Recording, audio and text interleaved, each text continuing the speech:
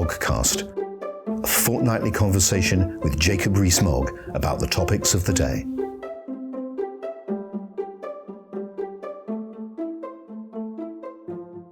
Welcome to the 71st Moggcast. This is Paul Goodman, editor of Conservative Home, in conversation with Jacob Rees-Mogg. Jacob, good afternoon. Paul, good afternoon. Thank you for coming in. It says at the generic start of the Moggcast that I will discuss with you the issues of the day. I didn't know when the Moggcast began that, after all, you weren't leader of the House then, that these conversations would sometimes become slightly inquisitorial in tone. But today, naturally, I have to throw such words as blackmail and intimidation around the table, and we'll see what comes of that. But I wanted to start with Nuz Ghani's claims about the chief whip and anti-Muslim hatred. And it's obviously completely fruitless to have a discussion about who said what. So you have two people saying completely different things. And the Prime Minister has ordered an inquiry. So actually, I thought I'd ask you a general question off the back of what's happened, as it were, which is, to what extent do you think anti-Muslim prejudice is a problem within the Conservative Party, if at all?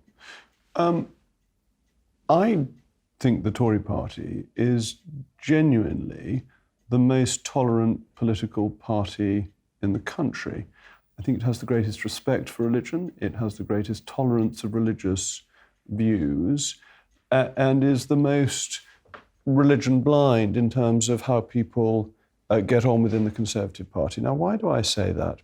Well, I actually say it from my Catholic perspective, that David Alton had to leave the Lib Dems because they had a clear policy on abortion that he, as a Catholic, could not accept. The Labour Party has made very clear statements about its view of the world that clash with the teaching of the Catholic Church. It's made it very hard for some Catholic Labour members and MPs. Whereas in the Conservative Party, my Catholic faith has never been an obstacle to me. So faith is not an obstacle. Now, I absolutely accept that toleration of a Christian religion is perhaps easier and discrimination less likely, but it sets out the foundation. And I think there is a welcomeness and an openness to religious belief in the Conservative Party and an admiration for religious belief that I'm not sure exists in all parties. Do you disagree with the Singh report, which was commissioned for the party to look at discrimination within it, which concluded that anti-Muslim sentiment remains a problem within the party, which also said that his inquiry had found no evidence of a party which systematically discriminated against any particular group? I think the second point is the absolutely crucial one, that the hierarchy of the party is very open to all religions, and that's as it should be.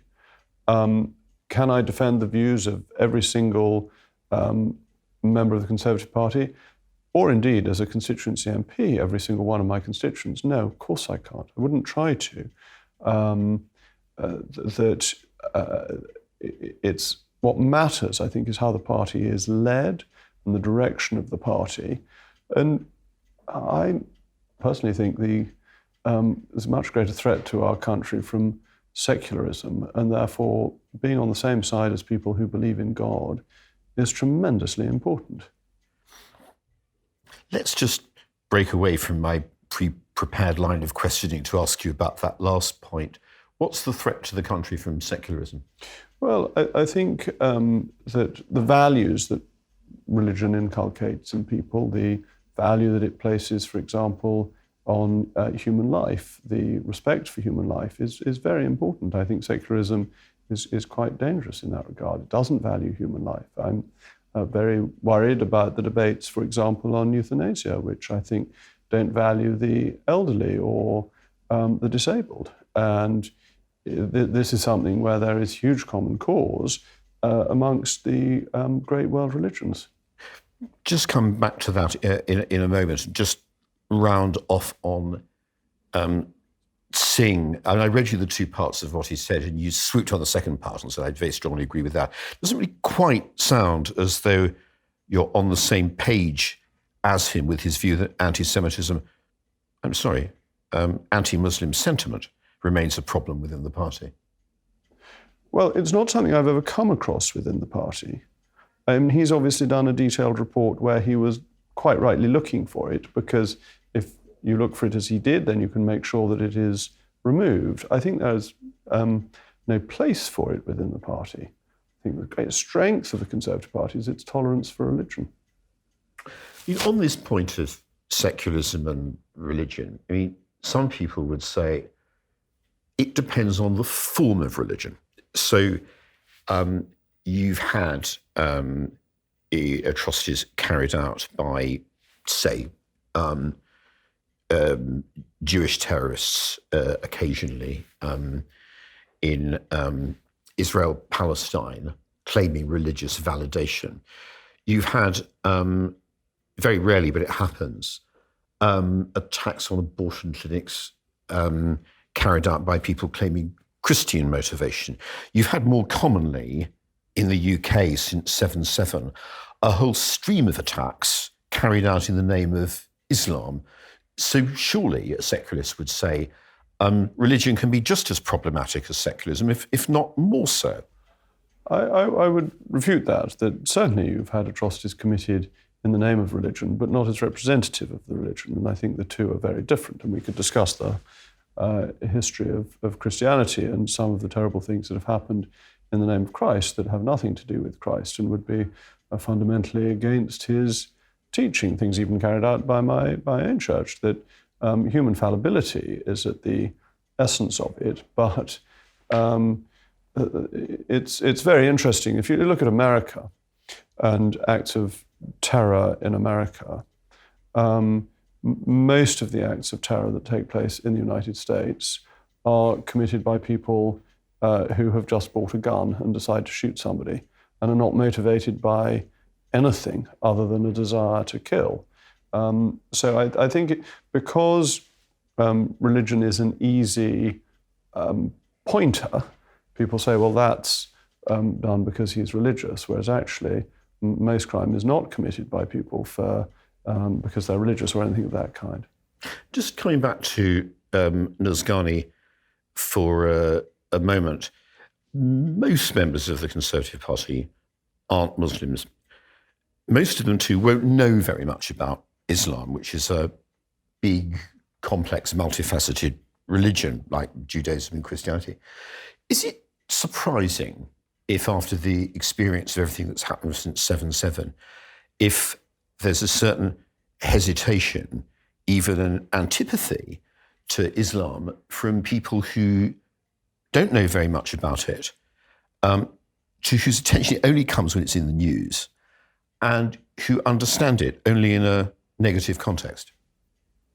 I think it is very surprising, actually, because I think people... Look, when the IRA was active prior to the Belfast Agreement, and it was blowing people up and it was murdering politicians, did everyone say that Catholics were murderers? No, they didn't. So it would seem to me quite absurd for people to think that of Muslims and not to be able to differentiate them. I mean, I know you're posing a question on saying this is your view, but your question implies that the British electorate is not as sophisticated as, in my view, it is. I think it's perfectly capable of differentiating and does differentiate, and that Muslims in this country are respected for their faith. That doesn't mean that people who commit criminal atrocities shouldn't be punished and dealt with. I wasn't referring to members of the public. I was, as you correctly understood, asking about party members and posing a kind of devil's advocate question to see how you would respond. I'd say that party members are the same as members of the public. I mean, I probably address as many Conservative associations as anybody does. And party members, they're slightly older than the public at large, are remarkably representative of the general public. Let's move on from faith and Islam to whipping and William Wragg. If I'd told you the day before William Wragg said what he said last week, that he was going to say it, and in the circumstances that he said it, in his own committee that he chairs, very important select committee, would you have been surprised? Surprised by what element of it? Surprised by him saying it at all, let alone in that formal setting? I'm surprised by what he says because you know my voting record, and this never happened to me. And MPs I've spoken to who have rebelled have not had this type of behaviour directed towards them. So one always understands things from one's own experience. William is an effective communicator, so the fact that he decided to use his select committee to make the statement, that doesn't surprise me because that was the best platform that he had available to him, and therefore it was understandable that he used it. Do I think whips try and persuade people to support the government? Yes, of course they do. In my experience, it's always been much more your whip saying to you, gosh, you'd be doing me a great favour if you voted for us today. Don't let me down. It would be unhelpful if you couldn't. And if you really object, why don't you just go home? You know, that it's gentle, it's encouraging. The best whips make you feel that you are personally letting them down and possibly harming their career prospects if you don't, just this once, lend them your vote. Harming whose career prospect? The MP or the whips? The whips. The whips. Yes. Yeah? I thought we should be clear about Yes, that. that's very important. And you think, well, look, I've got this frightfully nice whip who I speak to regularly and I don't want to make difficulties for. And this isn't the most important vote I'm ever going to have. So, and I was elected on a Conservative Party ticket. And so that just discourages people from rebelling. Okay. The saying, you wrote a very good article on it, where you differentiated between what would be a fair thing to say and what would be an unfair thing to say. And I agreed with that. I thought that you set out extremely well that it is fair to say a new road has been built to your constituency, do you have no gratitude? It is not fair to say the new road that was going to be built and they're digging tomorrow will suddenly be cancelled if you don't do as you're told. That would be outrageous. But whips don't have that power anyway. I mean, we have an independent civil service. A government minister who wanted to use pork barrel expenditure would have to give a ministerial directive, would have to overrule civil servants to do it. Our system simply doesn't bear that. So I can't imagine a whip would say it because it wouldn't have any credibility. And would you normally say William Wragg is a reliable colleague? William and I have always got on. I mean, and actually, in many things like Parliament sitting and not being remote, he's been a staunch ally. So one has to ask, what on earth is going on? Here's the chairman of a very important committee, right, saying in terms that he knows about behaviour he said tantamount to blackmail. He was really a bit vague about that part. But he then went on to make this very specific claim I'll come back to in a moment about threats of money being withheld. I mean, what's going on here? Is he wrong? Has he lost his marbles? Or what? He's absolutely saying that he's heard it's happened. You've never heard of it. Look, I think you should do the Wragcast because I think it'd be great fun. He's intelligent, thoughtful, outspoken. And I think Conservative Home subscribers might enjoy it. It's very difficult. He's cloistered up with the police. I'll have to go around Scotland Yard and catch him as he comes out.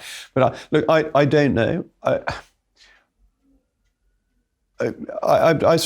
don't know. No one I have spoken to.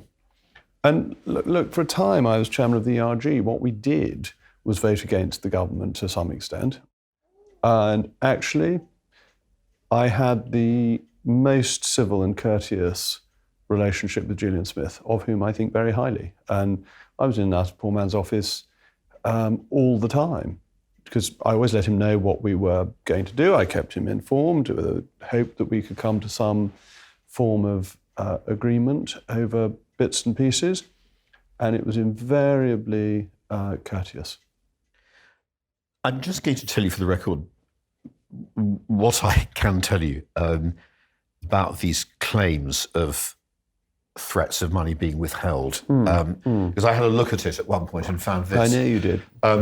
Just for the listeners, I was told absolutely definitely that this had happened to MPs. I made some inquiries, and the worst presentation I got from the government's point of view was a rebellious MP who said he'd not been told that there was a threat of money being withdrawn because he'd voted the wrong way, but he was told indirectly that this had happened, so there was no evidence. But I was told a very curious thing by sources close to the Treasury, which it was told to me in such a way that I could quote it. And they said that in relation to one member of Parliament, Stephen Barclay had blocked funding, it's not clear why, and that Rishi Sunak had unblocked it. And that's as much as I know. Well, it wouldn't be unprecedented for a junior minister in a department to want to make a decision and a senior minister decide otherwise. That's what happens. Quite. I found it curious that the Treasury was willing to go into that level of detail, but there you are. At any rate, let's move on to the Sue Gray inquiry. And again, I think it's fruitless, really, asking you about the rights and wrongs of all this, because we're waiting for the report. If I ask you to defend the Prime Minister, you will do so, both because it's your job and your inclination to do so. But I thought we'd go a bit deeper and try and work out a very important element in all this, which is how deep public anger actually is. Yeah. Can I ask you how many emails you've received about the parties compared, say, to the number of emails you received about Dominic Cummings' jaunt to Barnard Castle? Yes, I mean, I tend to deal with all my constituency correspondence on Fridays. So this is up to date as of Friday, where I think I'd had 220 letters in total in relation to the Downing Street events, as opposed to 450 on Dominic Cummings. The difference has been that the Dominic Cummings event, I remember the pile of letters I had to sign, all 450 of them on one Friday afternoon, whereas this has been spread out over the 2 or 3 weeks of the current discussion. So it's been a longer running process, but a lower number. So although the polls have been dire, is it possible to believe that the public anger that journalists and MPs hostile to the government and others claim is there is being exaggerated? I wouldn't want to say that. I think people are very upset. I mean, I don't think any of us can believe that a party took place in Downing Street the night before the Duke of Edinburgh's funeral. That the government was still in official mourning. And those members of the government who are members of the household were in mourning for another period. But it's what was going through their minds. So I think the anger is very real and is justified. These things should not have happened. It's why the Prime Minister apologised. Which leads to a very big question. If people are really angry about it, as you say, and if Sue Gray's report finds the Prime Minister culpable, then there is a big question, which is, should he resign or not? And the traditional way of thinking about these things is that you only resign as Prime Minister if you've been defeated on a major aspect of policy. Let's say Suez, after which Eden got ill resigned. Or let's give the example of the exchange rate mechanism, where John Major didn't resign, but his Chancellor of the Exchequer did. His Chancellor was fired 9 months later. Norman wanted to resign. Major wouldn't let him. That's an important gloss.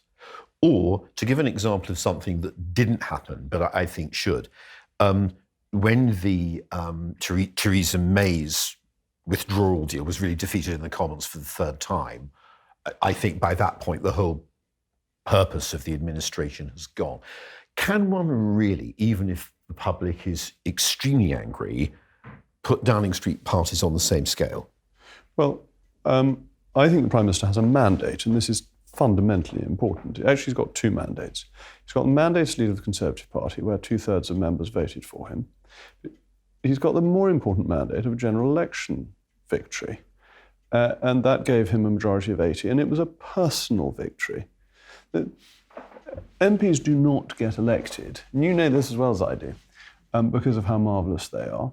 They get elected because of the party ticket that they stand on, and their party ticket increasingly does well or badly because of the leader of that party. So the British electorate have put Boris Johnson into Downing Street, and if they change their minds, they're entitled to do so, of course, at a general election. But I think without a general election, how would anybody else possibly have a mandate to do anything? I think it'd be really difficult to say, well, we'll just change our minds and have somebody new. I think the Eden Macmillan handover is not the way things work anymore. I think you're right, this is not Suez, but Macmillan didn't need an immediate election. I think it'd be very hard to say that somebody new coming in didn't need a general election to get a mandate. And on that point about a mandate, when is the mandate obviated, if ever? Because I think it's highly arguable, for example, that Theresa May really lost her mandate, lost her validity when the withdrawal agreement went down for the third, if not the second time. Well, she never really had a mandate, did she? Because she took over from David Cameron with a very slim majority, which she then lost at the election. She had no mandate from the country at large. She had an arrangement with the DUP. She was able to form a government. She was able to form a government, but almost because she formed a government without a clear mandate, it made for an unstable government and a government that couldn't survive. I mean, she was tied in by the Fixed Term Parliament Act, which is very close to being repealed, which was hopeless because it meant that a non-functioning government remained in office. And actually, you say she lost her mandate at the third vote. I think she lost the first vote, which was the biggest ever defeat in the House of Commons. And that's an extraordinary thing. And without the Fixed Term Parliament Act, I think that would have been such an obvious vote of no confidence.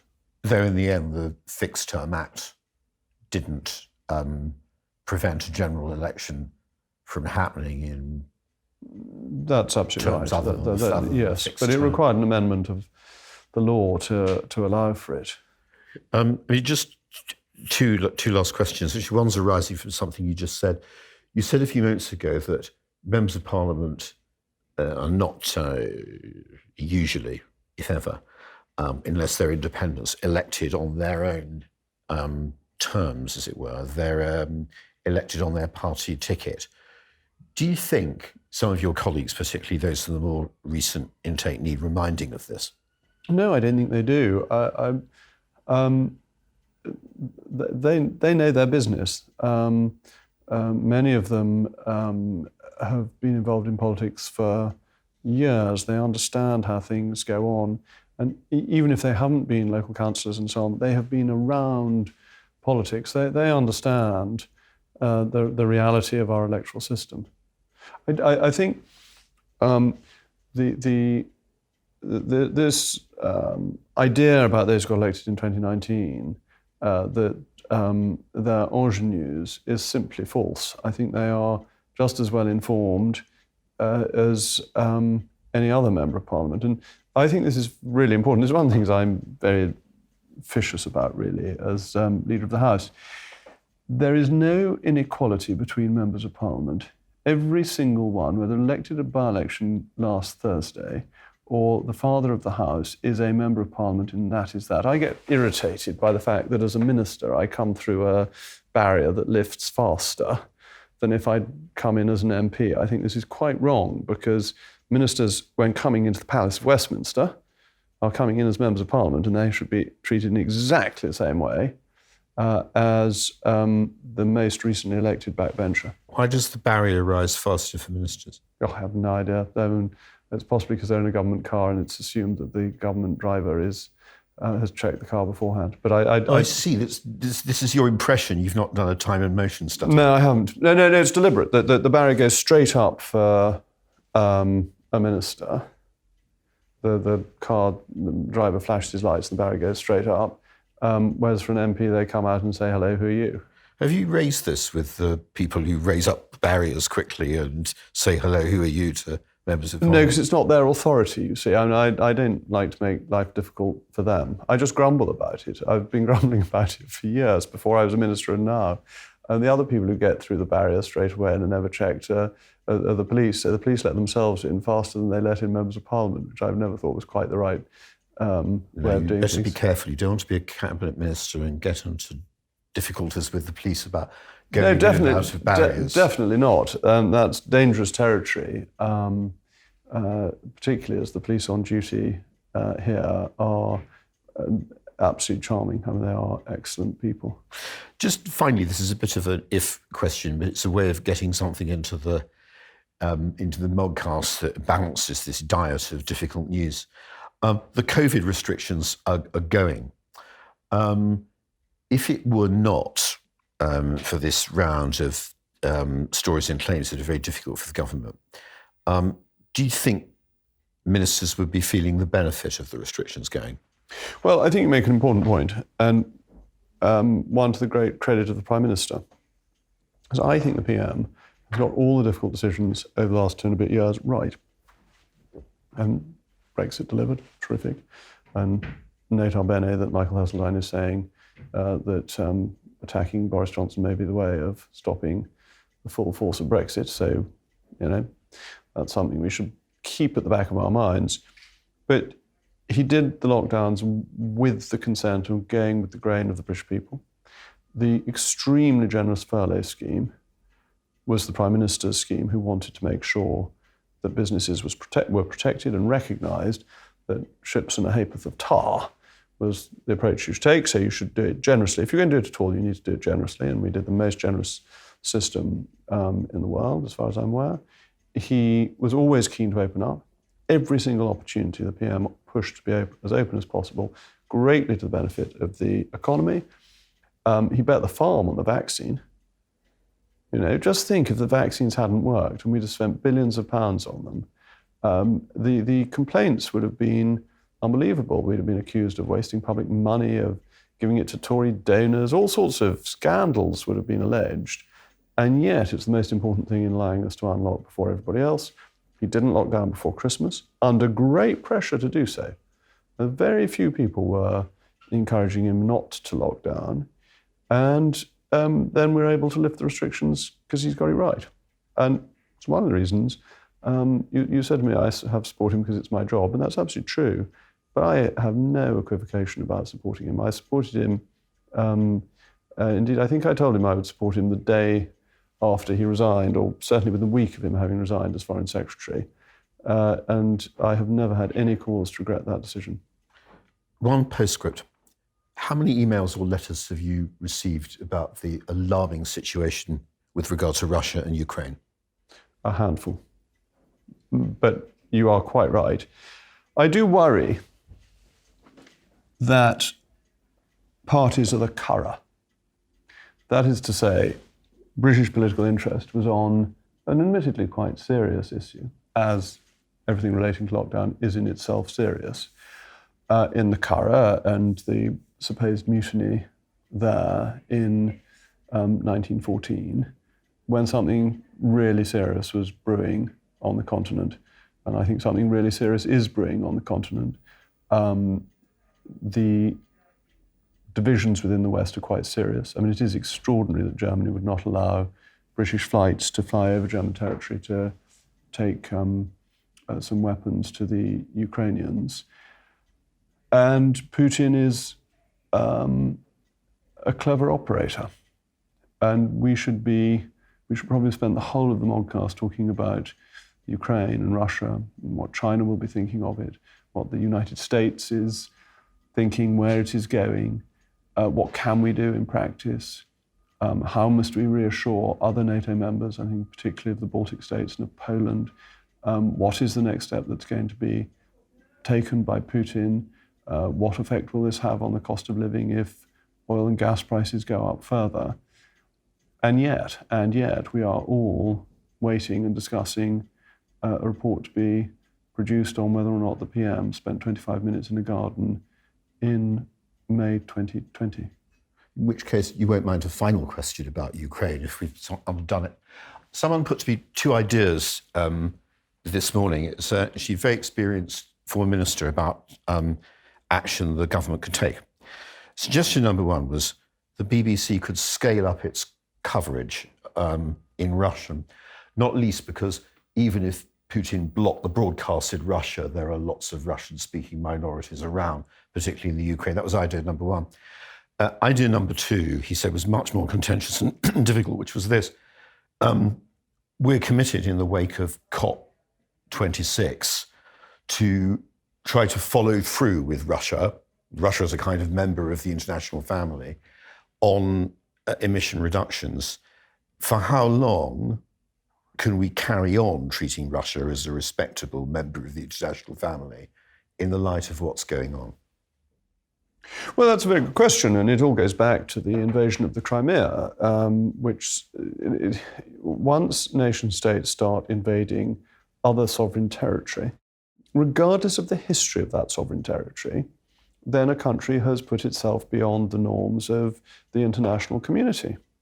And yet Russia was allowed to get away with it. This is a serious problem. And what guide does that give to other countries that may have territorial ambitions? And the West has not been strong in relation to Russia. Well, let's see where we are when the Moggcast next convenes. Who knows where the Prime Minister will be? I'm assuming that he'll still be here. And who knows what the international situation will be. At any rate, Jacob Rees-Mogg, thank you very much. Thank you very much. And I'm looking forward to the first edition of the Moggcast, which I think you are going to be starting. He's difficult to find for the reasons we discussed. Thank you. Thank you.